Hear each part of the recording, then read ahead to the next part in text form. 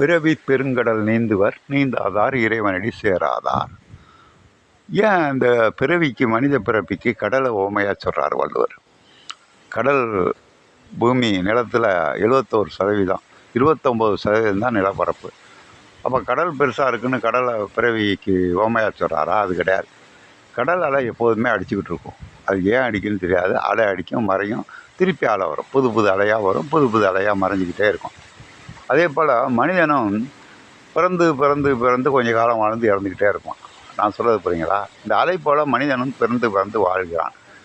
சரி, இந்த மாதிரி பிறப்பே இல்லாமல் எப்போதும் இன்பமாக இருக்கணும். அதுக்கு என்ன வழி? அதை தான் சொல்கிறாரு. நீந்துவர் பிறவி பெருங்கடல் நீந்துவர் நீந்தாதார் இறைவனடி சேராதார். சேராதார் என்றால் புரிதல், சொல்லுதல். இறைவனுடைய பேரை எவன் சொல்லாமல் இருக்கானோ அவன்லாம் பிறந்துக்கிட்டே இருப்பான். சொன்னால் அவன் பிறக்க மாட்டான், இறைவனடி சேர்ந்துருவான்.